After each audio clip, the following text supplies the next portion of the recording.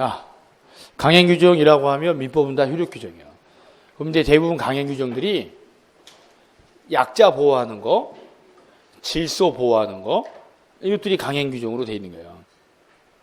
임의규정들은 그냥 당사자 자유에 맡겨줘도 되는 거. 그래서 크게 법체계가 우리가 이제 배우는 순서가 법률행위를 민법 총칙에서 하고 물권, 계약 이 순서로 한다 그랬잖아요. 그리고 물권하고 채권하고 법적인 효력이 상반된 게 물권은 누구한테나 주장할 수 있다 그랬어요. 효력이 강해.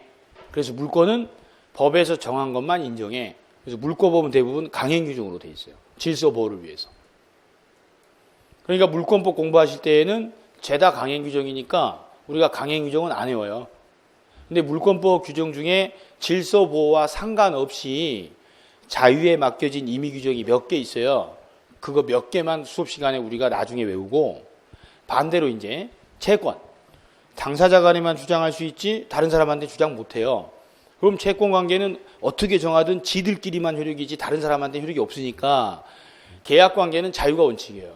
그래서 채권 관계를 규율하는 계약법은 죄다 임의규정으로 되어 있어요.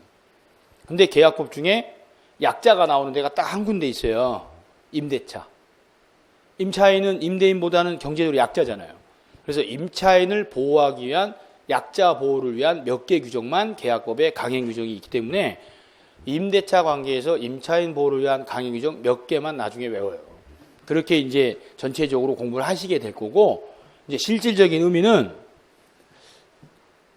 민법에 있는 강행 규정, 효력 규정에 위반해서 당사자가 약정을 해. 그럼 그 약정 자체가 아무 효력이 없는 거예요. 그럼 이행 전이면 이행할 필요 없고, 이행했으면 다시 다 돌려주는 거예요. 임의 규정의 경우에는 당사자들이 다르게 정했냐 정하지 않았냐에 따라 달라져요. 당사자들이 다르게 정했으면 정한 대로 하는 거고, 약정한 게 없을 때 적용되는 걸 임의 규정이라고 한다고. 자, 여기서 이제 기억하실 건 단속 규정의 예시만 기억하시면 돼. 자, 무허가 가장 대표적으로 음식물 판매 행위를 할 때 허가받고 음식물 판매를 해야 되잖아요. 근데 허가받지 않고 무허가 음식점에서 음식물 판매하죠. 그럼 행정 단속은 받아. 근데 단속은 시험법이 아니고. 그래도 음식물 판매한 행위는 유효하잖아요. 대금 줘 안 줘요? 줘야지. 허가받지 않고 포장마차 운영하는 데서 소주 한 병 먹고 꼼장어 먹었죠. 그럼 돈 내 안 내? 내야지. 그러니까 무허가 음식물 판매 행위도 단속은 받되 행위는 유효하다고. 여기 중간 생략 등기 그대로 읽어보세요. 이거 뭔 뜻이야? 중간에 생략하고 등기한 거야. 이걸 중간 생략 등기다 그래. 그럼 중간 생략 등기가 나오면 당사자 몇 명 나오겠어요? 그럼 매매 계약이 몇 개 나오겠어? 최소한 2개 나오겠지. 당사자는 3명 나올 거고. 야, 갑소유 부동산을 을이 매매해요. 지난주에 배운 거. 매매, 법률행위죠. 근데 을이 갑한테 돈 다 줬지. 그래도 을이 소유자 된 거 아니죠. 을 뭐 해야 소유자야? 등기해야 소유자지. 근데 을 앞으로 아직 등기를 안 했어요. 이 을을 뭐라고 불러? 얘를 미등기 매수인이라 그래. 미등기 매수인이 무슨 뜻이야? 등기하지 않은 매수인. 소유자야 아니요? 아직 아니지. 아직 아니다고. 이 상태에서 을이 병한테 또 매매를 해요. 요 매매를 미등기 전매다 그래. 그럼 미등기 전매가 무슨 뜻이요? 미등기인 채로 또 매매했다 그 말이에요. 미등기 전매. 그럼 이제 병은 소유자가 되려면요, 을하고 계약했죠. 그럼 을로부터 이전 등기를 해야지. 을은요, 갑하고 계약했지. 갑한테 이전 등기를 해야 돼. 그럼 을 앞으로 등기하면서 세금 내고, 또 병 앞으로 등기하면서 세금 또 내야지. 근데 을 앞으로 등기를 생략하고 갑병 간에 매매 계약한 것처럼 계약서 꾸며가지고 직접 등기를 해버려. 이 등기를 뭐라 그래? 중간에 생략하고 등기했다고 중간 생략 등기라고 한다고. 그래서 중간 생략 등기 문제가 발생하면 미등기 매수인이 미등기 전매한 게 당연히 나오는 거고, 그에 기초해서 중간에 생략하고 직접 등기한 걸 중간 생략 등기라고 한다고. 그럼 중간 생략 등기를 했으면 어른 세금 한 푼도 안 내죠. 조세 포탈한 거예요. 이거를 국가에서 금지시킨 거야. 부동산 등기 특별조치법을 만들어가지고 미등기 전매행위 중간 생략 등기 하지 말라고 하면 처벌하겠다라고 규정을 둔 거라고. 그런데 이들이 이 금지 규정에 위반해가지고 법률 행위를 한 거예요. 그러니까 이 행위가 단속의 대상인 건 분명하고 유효냐 무효냐가 문제가 됐었다고. 그게 소송이 된 거야.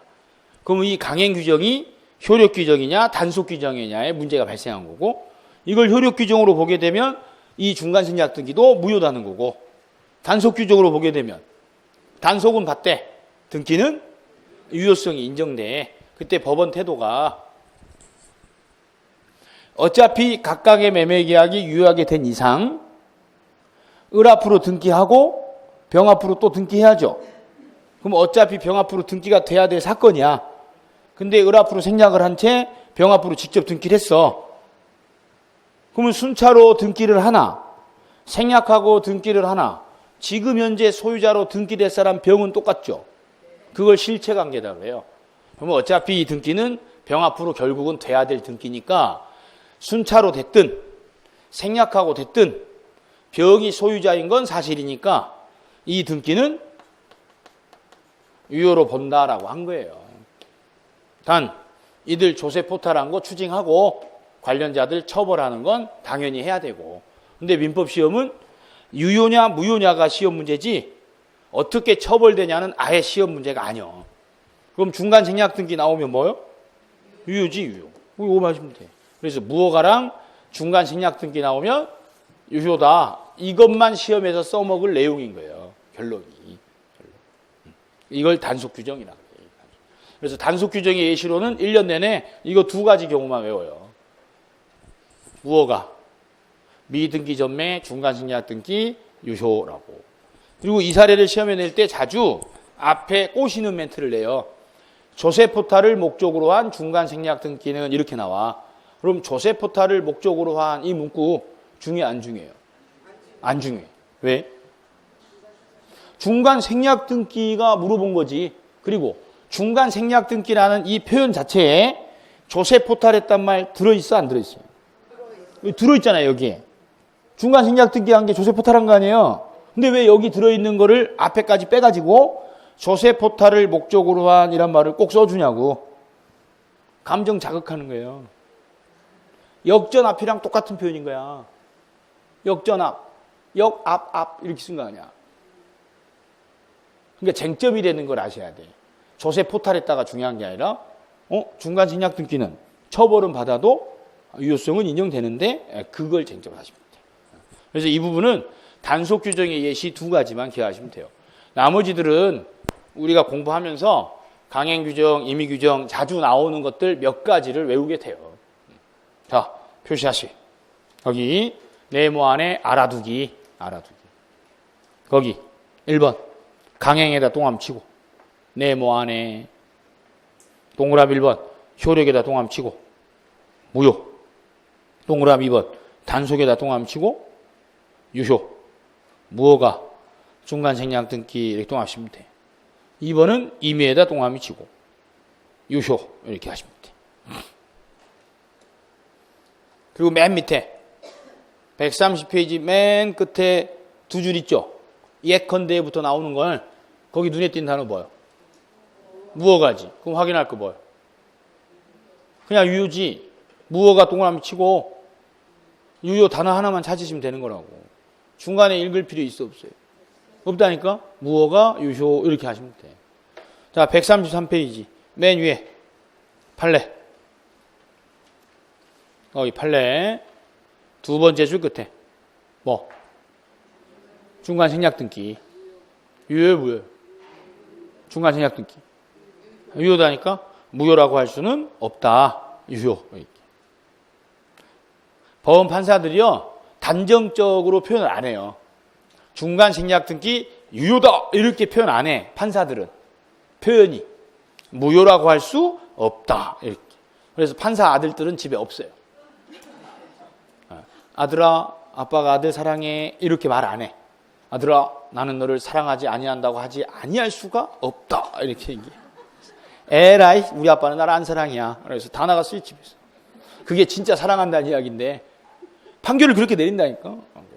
그래서 시험에 무효라고 할 수 없다 이렇게 나올 때가 많아요. 그게 뭔 뜻이요? 유효한 뜻이에요.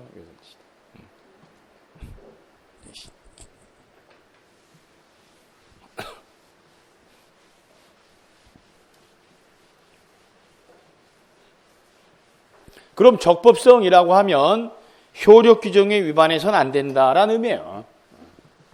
이 부분은 여기서 시험에 나오기보다 뒤에 물권법, 계약법 관련된 부분에서 이 법률 규정과 다르게 당사자 약정했다. 그 약정이 효력이 있냐 없냐 이 형태로 뒤에 강론 부분에서 전반에 걸쳐 나오는 내용들이에요. 그 정도 기억하시면 되고. 이제 여기까지 하셨으면 이제 정리하실 게 뭐냐면 무효인 법률행위가 당사자 간에 발생했을 때 무효인 사례를 처리하는 공식이 있어요. 무효인 법률행위 관계. 그거 보실게요. 그거. 여기. 무효인 법률관계는 매년 여러 문제에 걸쳐서 시험에 나오는 주제예요. 그럼 무효인 사례가 시험에 나오면 무효에다 표시하고 아무 효력 없다만 적용을 하시면 돼.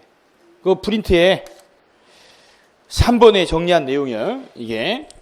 그럼 무효 나오면 뭐라고 읽어요? 아무 효력 없다. 이렇게 읽으십니다. 아무 효력 없다. 아무 효력 없다. 그럼 당사자 간에, 그럼 무효행위를 한 양 당사자 간에 아직 이행하기 전이죠. 그럼 아무 효력 없지. 그럼 이행할 필요 없어. 이렇게. 이행 청구할 수도 없고 이행할 의무도 없는 거야. 왜요? 무효니까. 근데 서로 이행한 게 있죠. 이행했지. 그럼 어떻게 해야 돼? 돌려줘야지. 왜 돌려줘야 돼요? 효력이 없으니까. 돌려줘야지. 그래서 이거를 부당이득 반환을 청구할 수 있다라고 해요. 그럼 여기 한번 읽어봐요. 부당이득이 무슨 뜻이요? 부당이득. 부당한 이득. 에? 그럼 부당한 이득은 반환해야지. 왜? 부당한 이득이니까. 왜 부당한 이득이요? 무효니까. 그럼 부당 이득의 반대말은 뭐요? 뭐요? 정당한 이득이지. 그럼 정당한 이득은 반환해 안 해? 안 하지. 자, 연습해 보게. 법률행위가 유효해요? 주고받은 거 반환해 안 해? 안 하지. 왜? 유효니까. 그건 정당한 이득이야. 법률행위가 무효야. 근데 무효인 걸 모르고 서로 주고받은 게 있어. 나중에 무효인 거 알게 됐죠. 그럼 어떻게? 돌려줘야지. 왜? 원인이 무효면 부당한 이득이잖아. 그러니까 부당한 이득 반환해야 된다고. 유효였어. 주고받았어요? 계약이 취소됐어. 그럼 처음부터 무효가 된다 그랬죠. 그럼 주고받은 거 어떻게? 돌려줘야지. 왜? 무효가 됐으니까. 그럼 정당한 이득이요? 부당한 이득이요? 부당한 이득이 돼버렸지. 취소되는 순간 무효가 됐으니까. 그래서 서로 돌려줘야 되는 거예요. 그러니까 원인관계가 효력이 있으면 이행한 효력이 있는 거고 효력이 없으면요. 이행한 거 효력이 없는 거지. 그럼 어떻게? 돌려줘야지. 그럼 여기 부당이득 반환을 청구할 수 있다 해서 중요한 단어는 이렇게 하면 되지. 반환 청구할 수 있다고. 돌려줘야 된다라고. 지금 제가 이렇게 줄거준 거 있죠? 나눠드린 프린트에는 그것만 줄거시는 거야. 무효가 뭔 뜻이요? 아무 효력 없다. 아무 효력 없다. 그 다음에 이제 지금 단 이건 안 해요. 이거 이제 좀 이따 하려고 한 거야. 다음 제3자와의 관계가 나와요. 자, 제3자가 무슨 뜻이요? 제3자. 당사자가 아닌 사람. 우리가 일상용어로 제3자라고 하면 당사자가 아닌 모든 사람을 제3자라고 하죠. 그런데 법에서 말하는 제3자는 당사자를 제외한 모든 사람을 뜻하는 게 아니고 무효행위를 양 당사자 있죠. 이들하고 무효인 법률 관계에 기초해가지고 새롭게 관계 맺은 사람 있지? 관계를 맺은 사람. 길 가는 모든 사람이 아니라 이들과 관계를 맺은 새로운 사람, 그 사람을 법에서 제3자다 그래요. 그러니까 제3자는 당사자를 제외한 모든 사람을 뜻하는 게 아니고 법에서 말한 제3자는 누구? 관계 맺은 사람. 이걸 새로운 이해관계인이라 그래요. 이해관계를 맺은 사람을 제3자다 그래. 그리고 문제는 당사자 관계가 유효야? 그럼 제3자도 유효겠죠. 당사자 관계가 무효야? 그러면 우리 둘이 무효다라는 걸 얘한테도 주장할 수 있냐 없냐가 제3자 관계 문제예요. 근데 무효는 아무 효력 없거든. 그래서 무효인 법률행위에 기초해가지고 관계 맺은 제3자도 싹 다 무효인 게 민법의 대원칙이에요. 그걸 절대적 무효라고 그래. 절대적 무효가 뭔 뜻이요? 절대적으로 무효다고. 이거를 일상용어로 싹 다 무효라고 해. 없어 보여? 뭘 없어 보여? 없어 보이면 어떡해? 맞추는 게 중요하지. 싹 다 무효야. 그래서 모든 제3자한테 무효를 주장할 수 있다고. 자, 지금 붉은 거 있죠? 이게 모든 무효의 기본 원칙이에요. 이것만 우선 외우시는 거야. 그럼 외울 단어는 딱 하나인데. 뭐? 무효. 아무 효력 없다. 그럼 당사자 간에 뭐요? 무효지. 그럼 이행 전이면 이행할 필요 없지. 이행했으면 돌려줘야지. 제3자한테 관계를 맺었죠. 그럼 무효면 아무 효력 없지. 그럼 제3자도 아무 효력 없다고. 모든 제3자한테 싹 다 주장할 수 있다고. 그걸 절대적 무효라고 한다고. 그 딱 세 줄. 무효. 당사자 이행 전 이행할 필요 없고 이행했으면 반환해야 되고 제3자 싹 다 무효다고. 여기까지 사례에다가 적용하실 거예요. 이거는 반드시 외워서 익혀야 돼요. 공식을. 그래야 어떤 사례가 나오든 공식대로 풀거든. 그럼 무효인 모든 사례는 다 맞춰요. 다.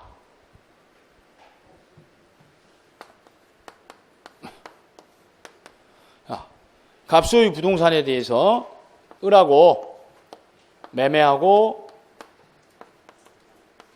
등기까지 했어요. 그런데 매매가 무효야. 그럼 등기도 무효예요. 그러니까 저희가 이제 시험 공부하실 때 일관성을 유지할 게 뭐냐면 매매 계약하고 등기까지 했대죠. 매매가 유효야. 그럼 등기가 유효야. 매매가 무효면 등기도 무효야. 매매가 유효였어. 그럼 등기도 유효였죠. 근데 매매가 취소되지. 그럼 소급해서 무효로 되잖아요. 그럼 등기도 따라서 소급해서 무효가 돼. 그러니까 등기 효력은 법률행 효력 따라다녀. 그럼 등기부상으로는 갑소유였다가 이렇게 그리면 등기부요. 을 앞으로 이전 등기가 됐다는 거 아니에요. 근데 이들 둘 사이 매매가 무효 사유가 있으니 밝혀지지. 그럼 이 등기도 처음부터 무효인 등기가 되는 거예요. 그럼 등기부상으로는 을이 소유자인 것처럼 등기는 돼 있죠. 근데 이게 법률상 무효래지. 그럼 소유자는 누구라고? 여전히 갑이 소유자예요. 갑이. 이게 무효인 법률관계예요. 그럼 이들은 매매가 무효인지를 모르고 등기도 해주고 돈도 줬단 말이야. 서로 이행했죠. 근데 나중에 무효인 거 알게 됐지. 그럼 이제 을은 준 돈 어떻게? 돌려받아. 갑은 을한테 등기해 준 거 어떻게? 다시 자기 명의로 회복을 해야지. 누가 먼저 해줘야 공평해요? 자, 을은 갑한테 등기 명의 다시 갑 앞으로 이전해 줘야죠. 또 갑은 을한테 돈 돌려줘야지. 누가 먼저 해야 공평해? 동시에 해야 공평할 거 아니야. 누가 먼저 하는 게 공평해? 동시에 해야 공평할 거 아니요. 그걸 동시행 관계라 그래. 그래서 계약법에서 자주 나와. 매매가 무효일 때 을 갑한테 해줘야 될 등기 의무랑 갑 을한테 해야 될 대금 반환 의무랑 동시행 관계냐 아니냐 이렇게 나와요. 뭐가 공평해? 동시에 하는 게 공평하잖아요. 둘 중에 누구 먼저 해라라고 하면 불공평하잖아. 그래서 민법은 공평하면 합격해. 그냥 공평하게 하면 돼요. 감정 넣지 말고. 판사가 그랬어. 공평하게 같이 동시에 하라고. 동시에 하라. 자, 이때 갑이 법률상 현재 소유자고 을 무효 등기 때문에 갑이 방해를 받아요. 그럼 이제 갑은 을한테 명의를 회복하는 방식이 두 가지야. 지우는 걸 말소한다 그러고, 그럼 이걸 말소를 해. 그럼 갑 명의로 회복되죠. 또 하나가 이걸 말소를 안 하고 갑 명의로 회복만 하면 되니까 갑 앞으로 이전 등기를 할 수 있어. 그렇게 해서 갑 명의로 회복할 수 있다고. 이때 이전은 갑이 소유권 취득하기 위한 이전이 아니죠. 지금 법적으로 갑이 소유자야. 명의만 회복하려고 이전을 하는 거예요. 이렇게 말소를 해도 되고 이전을 해도 될 때 둘 중에 하나 선택해서 청구할 수 있어. 둘의 본질은 똑같아. 이 이전을 진정명의 회복이라 그래요.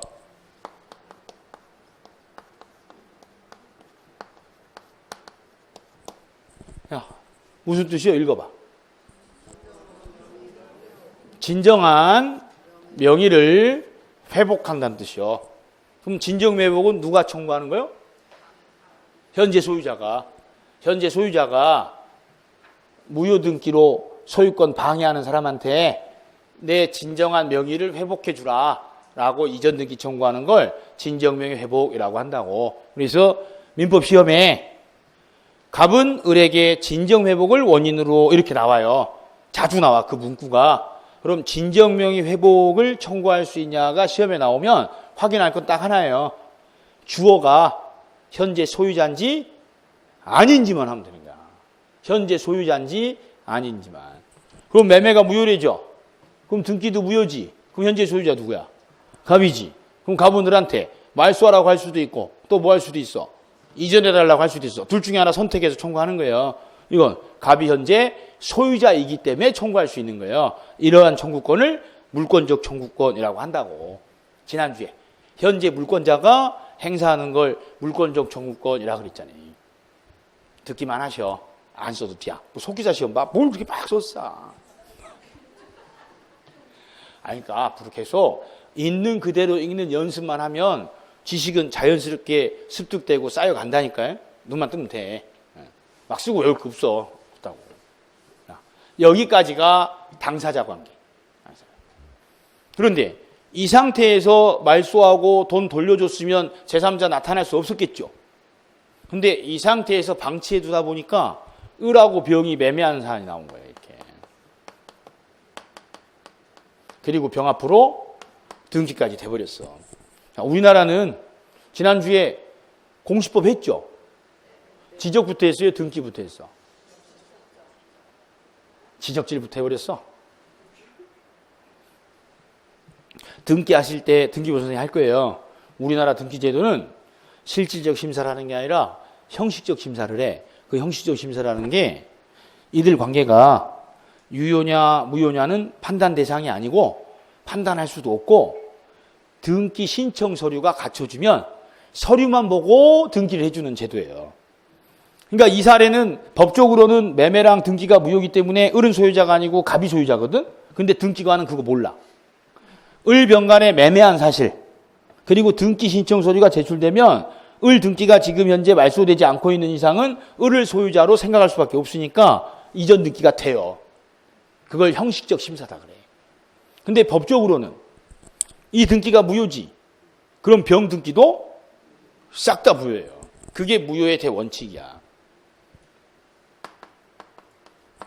그래서 을하고 매매하고 등기한 병이 나왔을 때 이 병이 소유권 취득하냐 못하냐 등기가 유효냐 무효냐의 문제가 발생하면 을 등기가 유효인지 무효인지만 하는 거예요. 을이 소유자야? 그럼 이게 유효죠. 그럼 병은 언제나 취득하는 거야. 근데 을 등기가 무효지. 그럼 병 등기도 싹 다 무효인 게 원칙이에요. 얘는 소유권 취득 못해. 못한다. 이때 이제 나오는 개념이 이 병은 을 등기가 무효다라는 사실을 몰랐던 사람이 있고 알았던 사람도 있을 거 아니에요. 알았을 가능성이 많아요? 몰랐을 가능성이 많아? 몰랐을 가능성이 많지. 왜?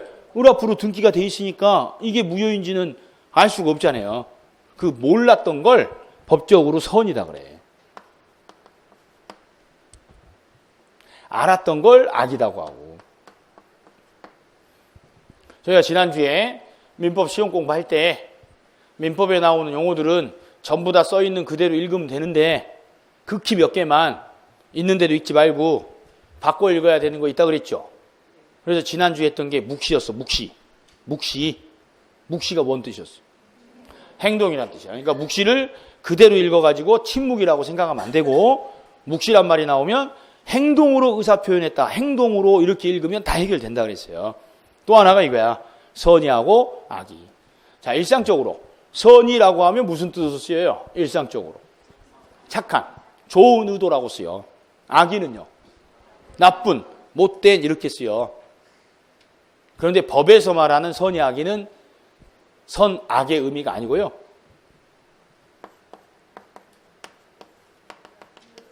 몰랐다,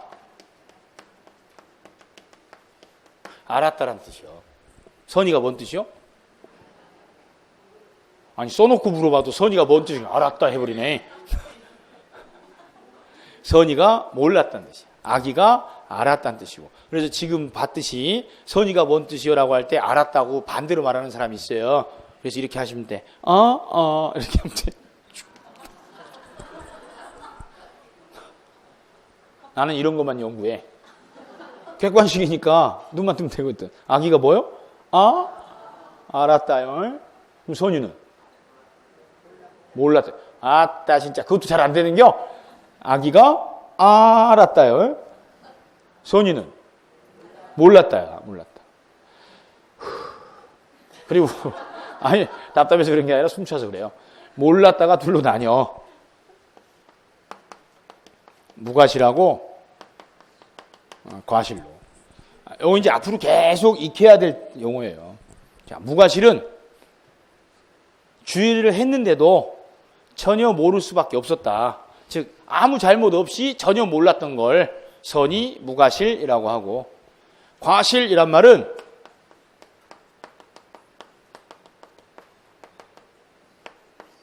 알 수 있었다는 뜻이에요. 즉 몰랐지만 주의를 안 했기 때문에 몰랐던 거. 즉 주의를 했더라면 알 수 있었던 걸 과실이라고 한다고.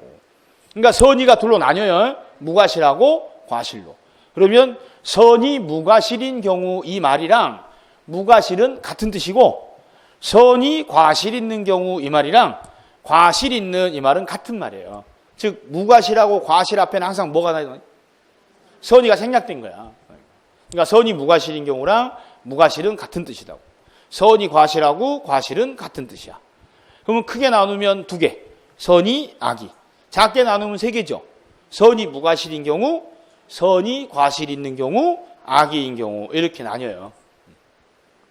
그리고 법에는 이렇게 규정돼서 나와요. 알았거나 알 수 있었을 경우 이 문장이 많이 나와. 그 알았거나가 악의, 알 수 있었다가 과실이란 뜻이요. 이건 하루아침에 익혀지는 건 아니고 계속 반복하셔야 돼. 여기까지 안 되시더라도 이건 하셔야 돼요. 이건. 선의가 뭐예요? 몰랐다. 그러니까 선의 나오면 뭐라고 읽어? 몰랐다고. 악이 나오면 알았다고. 자, 알았죠? 나쁜 놈이 아니요. 응? 아니요. 악이 나오면 그냥 알았다 이렇게 읽으시는 거야. 그런데 악의를 알았다라고 바꿔 읽으면 냉정해지는데, 악의를 악이라고 읽고 가시잖아. 그럼 여러분 뇌리에는 나쁜 놈이 딱 박혀요. 그래서 실수하는 문장들이 많이 생겨. 그러니까 악이 나오면 뭐라고 읽어요? 알았다 이렇게 읽습니다. 그러면 악이 나온 거 다 맞으실 수 있어. 악이 나쁜 놈이 아니요. 아니요. 이거는 쓰실 필요 없고 책에 135페이지에 가시면 만화 밑에 용어 체크 있죠? 거기 써 있어요. 거기 써 있다.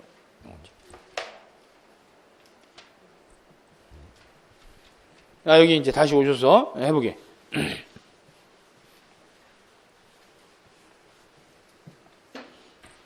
둘사의 매매가 무효고 등기도 무효야.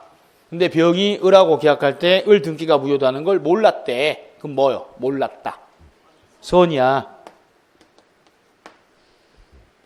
착하다요? 몰랐다요? 몰랐다요. 그럼 이제 문제는 얘는 몰랐어. 그럼 갑이 이 모르고 관계 맺은 병한테 우리 둘이 무효니까 너도 등기 무효다라고 얘한테도 무효를 주장할 수 있느냐 없느냐가 제3자와의 관계 문제다고. 있다고 없다고. 저거 보고하라고 줄군 거. 야, 둘 사이 무효죠. 그럼 을등기도 무효지. 그럼 모든 제3자한테 무효 주장 다 할 수 있댔지. 그럼 얘 유효요 무효요? 무효다고. 싹 다 무효야. 그럼 갑은 몰랐던 병, 이 선의의 제3자 무효 주장 할 수 있어 없어요? 있다고. 그럼 무효 나오면 뭐만 적용해? 싹 다 무효만 적용하시는 거야. 무효 나오면 싹 다 무효만 적용하시라고. 그걸 절대적 무효라고 해요.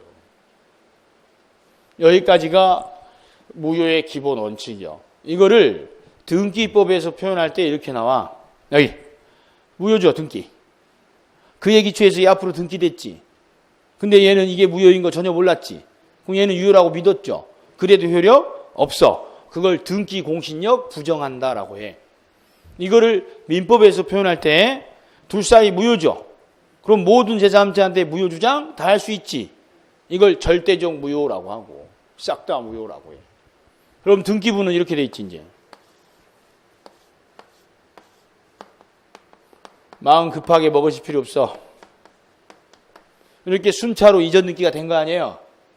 근데 을 등기가 무효인 게 밝혀지지. 그럼 병 등기는 그냥 자동으로 무효가 되는 거예요. 그럼 소유자 누구요? 갑이야, 갑.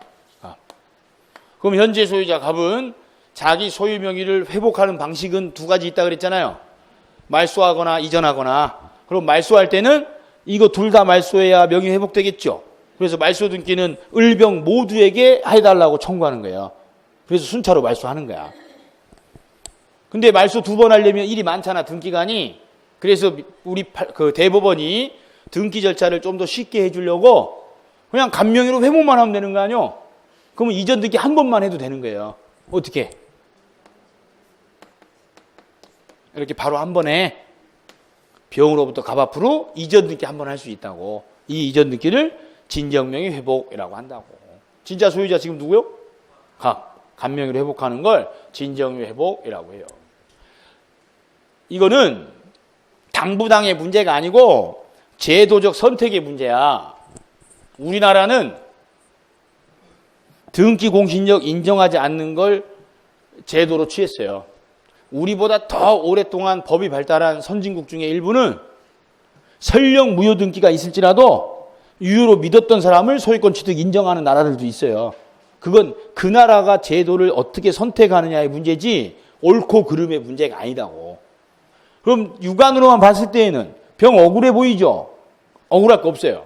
법적으로 억울할 게 없는 거야. 지금 현재 소유자 누구요? 갑이야. 근데 병은 을이 소유자인 줄 알고 매매하고 등기했는데 결론적으로는 소유권 취득을 못한 거 아니요? 근데 법적으로는 억울한 게 없어요. 병은 을하고 해결하는 거야. 돈으로. 그러니까 민법 모든 부동산 사례는 사례가 주어지면 일단 소유자가 누군지를 확정을 지으시는 거예요. 소유권 취득을 누가 했는가. 그럼 이 사례는 갑소유물이 을병 순차로 매매로 등기됐지만 이들 둘 사이 매매라고 나오죠. 무효라고 나왔지. 그럼 이 등기들은 싹 다 무효야. 그럼 소유자 누구요? 갑이 소유자야. 그럼 나머지 사람 을, 병 있죠. 얘들은 돈으로 해결하는 거야. 돈으로. 그럼 병은 을한테 준 돈 돌려받지? 을도 갑한테 준 돈 돌려받아. 그래서 돈으로 해결하면 돼. 그래서 소유자를 정하는 문제, 이거는 총칙하고 물권법에서 하는 거고, 소유권 취득 못한 사람들 있죠. 돈으로 해결해야지. 계약법에서 해결하는 거예요. 그리고 우리 시험은 종합 문제는 안 나와요. 종합 문제 안 나와. 둘이 무효야? 선의인 병한테 무효 주장할 수 있냐? 총칙에 나오는 거야. 그럼 싹 다 무효, 절대적 무효 적용하시면 돼. 무효면 모든 제3자한테 다 주장할 수 있다라고. 물권법에 이렇게 나와. 을 무효야? 무효 등기에 기초해서 병 앞으로 등기됐대. 병, 선의 무과실이래. 병 등기 유효냐 무효냐 물권법에 이렇게 나와. 그럼 얘가 무효죠. 그럼 얘는 선이고 악이고 볼 거 없지. 싹 다 무효야 하고 답하시는 거야. 계약법에 이들 둘 사이에 돈으로 해결해. 계약해제와 손해배상 문제로 해결해. 그건 뒤에 계약법에서 물어보는 문제예요. 한 문제에서 다 안 물어봐요. 근데 중개사 수험생은 한 판에 다 하려고 그래. 왜? 이렇게 들어가 이렇게 앉아서. 내가 병이 될지도 모를 것 같아. 어? 내가 병이면 이거 어떡하지? 이렇게 공부해. 그분들은 민법 공부하시는 거야. 시험 공부한 게 아니고. 그러니까 시험이 안 되는 거야. 여러분 중에 병이 될 확률은요, 로또 당첨될 확률보다 낮아요. 대법원 판례는 수만 명 중에 한 건 나올까 말까야. 우리가 평생을 살면서 법원에 갈 일이 없는 사람이 대다수라고. 근데 왜 미리 걱정해가지고 그 일을 처리하려고 이걸 하냐고. 답이나 맞춰. 무효 나오면 뭐 적용해? 그냥 싹 다 무효하시는 거야. 무효래, 이행 전이래, 이행할 필요 없어. 무효래, 이행했대. 다 반환해. 제3자한테 물건이 이전됐대. 그럼 제3자한테도 싹 다 무효를 주장할 수 있다. 이렇게 하시는 거예요. 이거 공식부터 외우시는 거야. 그리고 나서 껴넣어야 돼요. 이게 특례가 2개 나오거든. 그러니까 어떤 사례가 나오든 무효 나오면 싹 다 무효하시면 돼. 싹 다. 당사자 간에 모든 무효는 이행한 이후에 반환 청구할 수 있는데 반환 청구를 못하는 사건이 딱 한 건 있어요. 그게 사회질서 위반이야. 사회질서에 위반해가지고 무효인 경우 딱 하나인 경우에는 반환 청구를 할 수 없게 돼 있어. 이걸 불법 원인급여라고 하는데 여기서 불법은 사회질서 위반이란 뜻이고 원인, 사회질서 위반이 원인이 돼가지고 급여 줘버렸어. 이때는 돌려받지 못하게 돼 있다고. 그래서 사회질서 위반한 경우에만 돌려받지 못한다. 이거 하나를 추가로 외우시는 거예요. 그럼 무효인 법률관계에서 이행한 이후에 돌려달라고 할 수 있냐 없냐를 묻죠. 그럼 뭐 물어본 거야? 사회질서 위반이냐 아니냐를 물어본 거예요. 그래서 133페이지에 목적의 사회적 타당성이 나오는 거라고. 이 공식은 1년 내내 외워서 적용할 거예요. 보세요. 이제 4번에 목적의 사회적 타당성. 사회적 타당성이 무슨 뜻이요? 사회적으로 타당해야 된다고. 거기 법조문 있죠? 거기 133페이지 까만색 바탕에 법조문. 반사회질서란 말 나오죠? 이게 무슨 뜻이요? 반사회질서가. 사회질서에 반한 그 말이요. 선량한 풍속 무슨 뜻이요? 선량한 풍속. 또 생각하네. 선량한 풍속이지. 기타 사회질서 위반한 이렇게 나왔죠. 그럼 사회질서 무슨 뜻이요? 사회질서지. 그러니까 모든 단어의 의미를 알 필요가 없다고. 선량한 풍속? 선량한 풍속이지. 사회질서는 사회질서지. 그럼 선량한 풍속이랑 사회질서랑 그냥 같은 말이에요. 이걸 공서양속이라고도 하고. 그럼 선량한 풍속 기타 사회질서에 위반했대죠. 그럼 사회질서 위반 이렇게 똥함치고. 그럼 사회질서 위반한 사항을 내용으로 했대지. 그럼 뭐래? 무효래. 무효 이렇게 똥함치면 돼. 사회질서 위반 무효. 그래서 시험은 사회질서 위반이라고 나올 때가 있고 반사회질서 나올 때가 있고 반사회질서 행위라고 나올 때가 있고 다 사회질서 위반했다는 의미예요. 그럼 뭐래요? 무효래. 그럼 이행 전이면 이행할 필요 없지.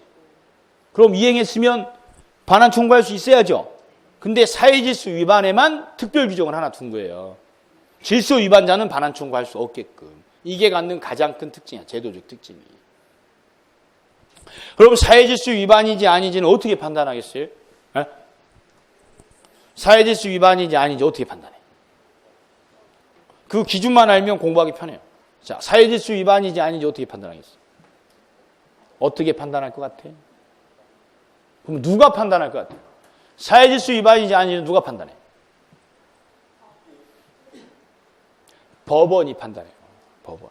이 말은 사회질서 위반인지 아닌지를 본인 개인이 하지 마시고 판결 난 걸 그대로 받아들이는 거예요. 그러니까 사회질서 위반의 의미는 법의 규정이 있든 없든 선량한 풍속을 해야 한다라고 인정이 되면 법원이 사회질서 위반을 해서 무효다라고 판결이 돼요. 그리고 질서 위반한 사람은 법에서 도와주지 않겠다는 취지예요. 그래서 이 법이 시행된 이후로 초창기 때 사회질서 위반으로 가장 많이 문제된 두 사건이 이거예요. 첫째가 둘이 도박을 했어. 도박 채권이 발생했다고. 얘가 빚진 사람 채무자, 얘가 돈 받을 사람 채권자요. 그럼 상식, 도박 채무 안 갚아도 된다. 도박 빚은 안 갚아도 된다는 아시잖아요. 그럼 도박 빚은 안 갚아도 되는 이유가 어느 민법에 도박 채무는 무효다라고 써 있는 게 아니고요. 규정이 돼 있지 않아. 이게 예전에 소송된 거야. 을이 갑한테 돈 갚으라고 하니까 갑이 법원에서 내가 사실 을한테 빚진 건 사실인데 도박하다가 빚진 거다. 이런 것도 갚아야 됩니까? 라고 하니까 법원에서 이 도박은 사회질서 위반 행위라 도박 채권은 사회질서 위반으로 무효다라고 판결낸 거야. 그럼 이행전이면 이행할 필요 없죠. 이행 청구할 수도 없지. 그러니까 을은 갑한테 이행 청구 못한다. 질서 위반했기 때문에 갑은 을한테 이행할 필요 없다라고 판결이 난 게 소문나서 도박 빚은 안 갚아도 된다라고 알려지게 된 거예요. 근데 이미 갚은 사람도 있을 거 아니에요. 갚는 걸 변제다 그래. 그럼 무효의 대원칙이 무효면 이행전이면 이행할 필요 없지. 이행했으면요. 당연히 돌려달라고 할 수 있잖아요. 그래서 이제 갑이 을한테 이 도박 채권 무효라니까 이행한 거 돌려달라고 반환 청구한 거야. 그러니까 법원에서 이것도 안 된대. 모든 무효는 언제든지 반환 청구할 수 있지만 딱 하나 사회질서 위반해가지고 무효인 경우에는 질서 위반자는 반환 청구 못한다는 거야. 질서 위반자는 법에서 도와주지 않겠다는 거예요.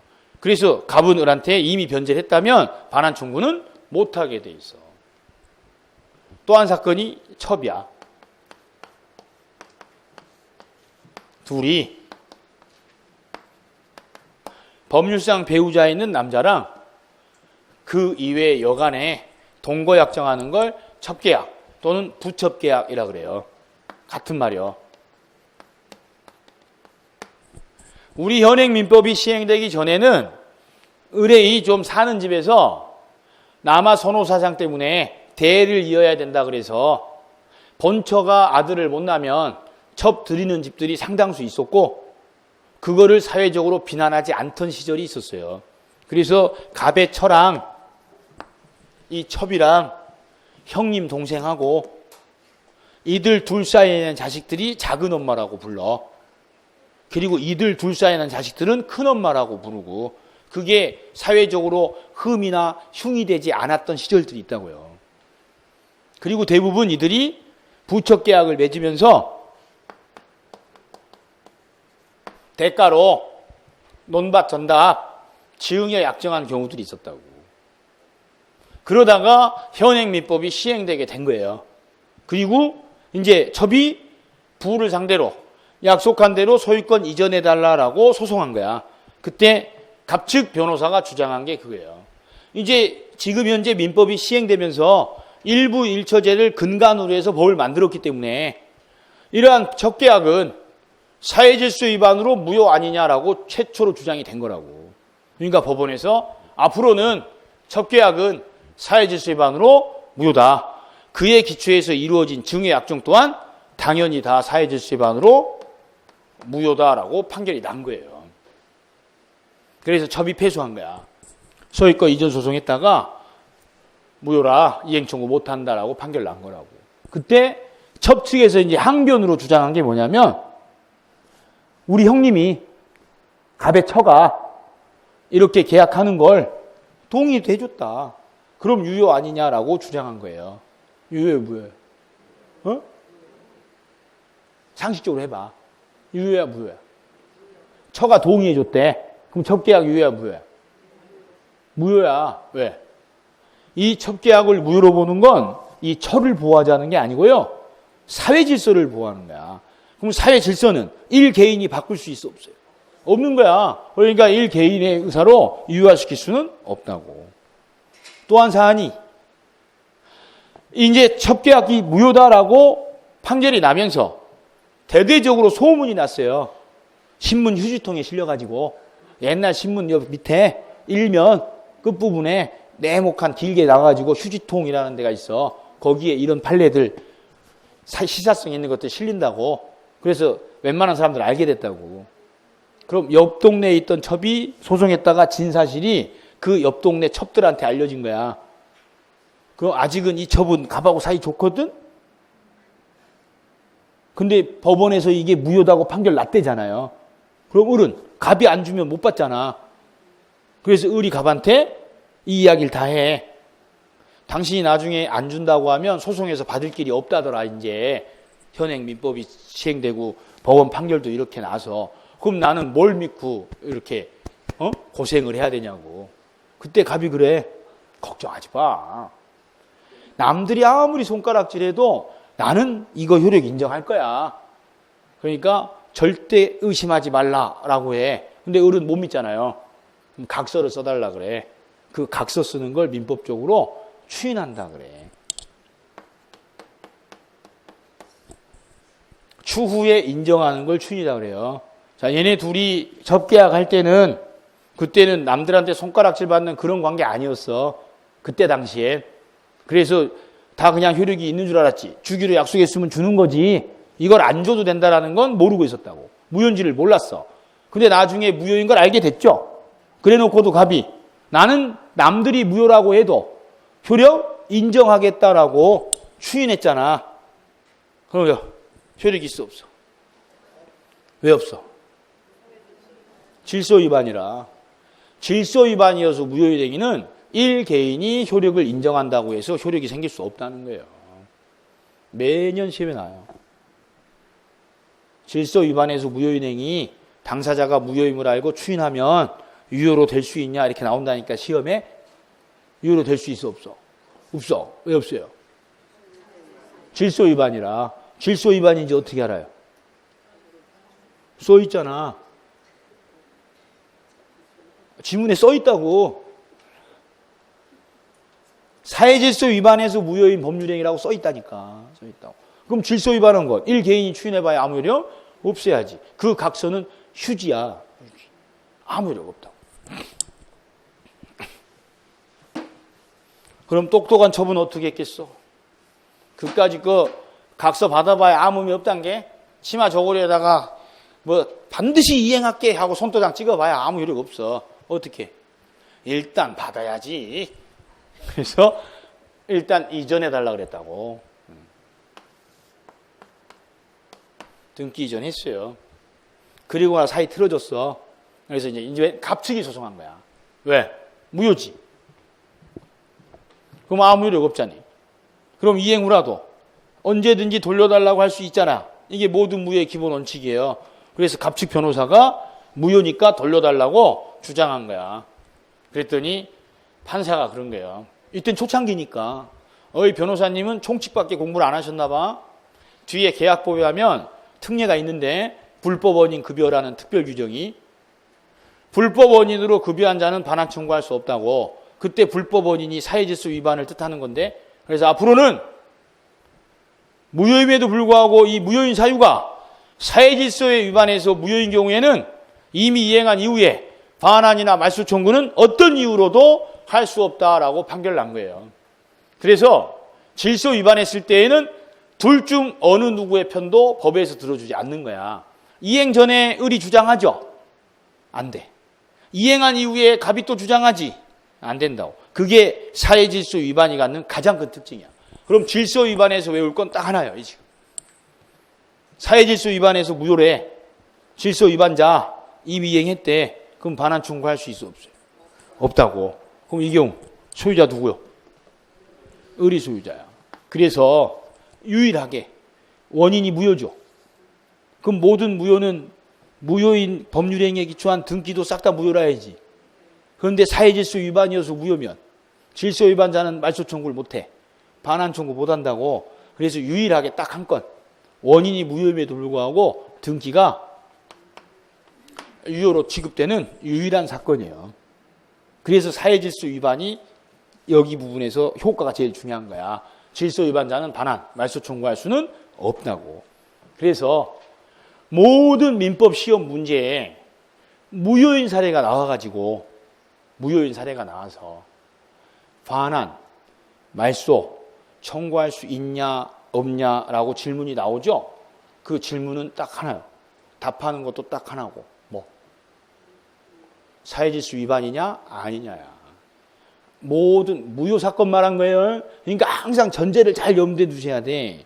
모든 무효인 사례 문제에서 누가 누구에게 반환, 말소 청구 할 수 있냐 없냐 이 질문이 나오면 그 답은 다 하나라고.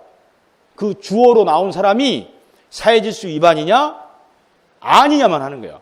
그럼 질서 위반자면 반환, 말소 없다 하고 푸는 거고, 질서 위반한 게 아니면 언제든지 청구할 수 있는 거예요.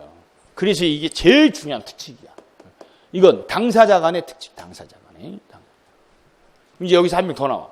여기까지. 부척계약에 기초해가지고 첩 앞으로 이전됐대죠. 그럼 소유자 누구요?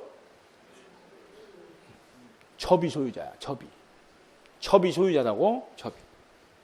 그런데 의리병한테 매매하고 등기를 해줘요. 그리고 병, 이들 간에 첩계약했다라는 걸 알았어. 알았다가 뭐요? 악이야. 자, 병, 소유권 취득해 못해? 어? 그냥 한다고.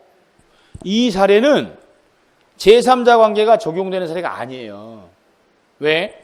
제3자 관계는 언제 적용되냐면 이들 둘이 원인이 무효였죠. 이 등기도 무효일 때, 즉 갑이 여전히 소유자일 때, 을한테 언제나 말소 청구할 수 있을 때, 그때 관계 맺은 자가 제3자 관계인 거야. 근데 이 관계는요, 둘이 무효이긴 했지만 사회질서 위반으로 무효지. 그럼 을이 소유권 취득해버리죠. 말소 청구를 못하니까. 그럼 을하고 거래한 병은 제3자 관계가 아니라 소유자랑 거래한 거야. 이건 앞에 무효인 거랑 아무 상관이 없는 사례라고.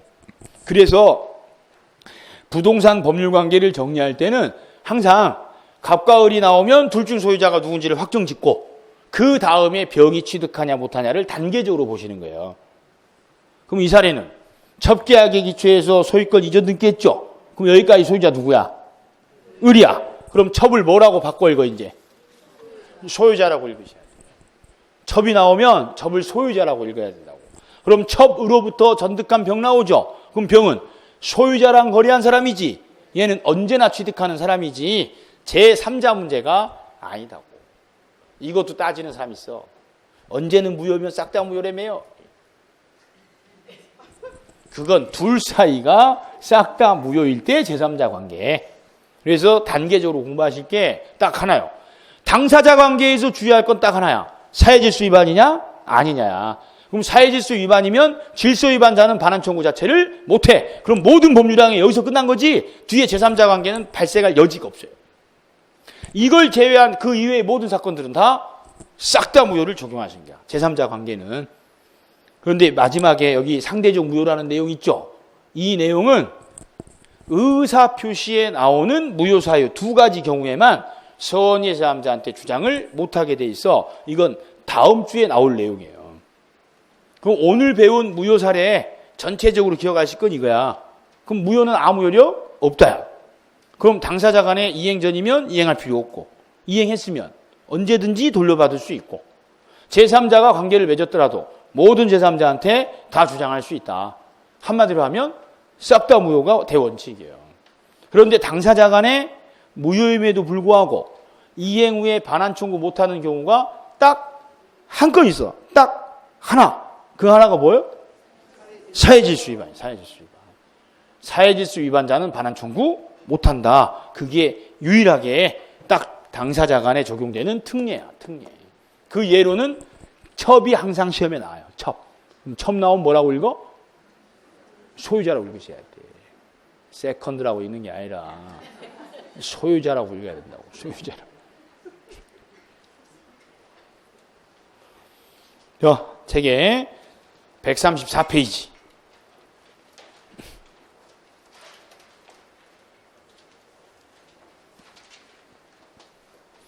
(134페이지에) 양가로 3번 사회질서 위반 행위의 효과가 나오죠. 거기 첫 번째 줄은 특례가 아니니까 볼 필요가 없어. 두 번째 줄 이행한 후 사회질서 위반자 반환 청구 없다 이렇게 하셨어요? 그럼 무효에서 이행한 후가 나오죠. 그럼 사회질서 위반자인지 아닌지를 판단하죠. 달라지는 게 뭐예요? 반환 청구할 수 있냐 없냐가 달라져. 그래서 변호사들이요 무효 소송이 제기돼가지고 줬던 거 돌려달라고 주장하죠. 그러면 받은 사람 측에서는 안 돌려주려고 버틸 거 아니에요. 그때 항상 주장하는 게 마지막에 사회질서 위반인지를 주장해요. 변호사들이 질서 위반이 아닌지 자기도 알면서도 혹시 이게 질서 위반한 거 아닙니까? 라고 주장을 한다고. 그때 법원에서 이건 강행규정 위반이어서 무효일 뿐이지 질서 위반이어서 무효로 볼 수는 없다라고 판결이 많이 나요. 그게 돌려달라고 할 수 있냐 없냐 때문에 발생하는 것들이야. 그러니까 시험에서도 당사자 관계가 무효인데 이미 이행했다. 돌려달라고 할 수 있냐 없냐를 자주 물어요. 그럼 돌려달라고 할 수 있냐 없냐 물어보면 사회질서 위반인지 아닌지만 항상 기준으로 생각하시는 거야. 그리고 사회질서 위반인지 아닌지는 저희가 시험에서 중요시되는 것들은 기본 강의 때 몇 가지 딱 정확히 외워요. 그전에는 첩만 예로 생각하면 돼. 첩.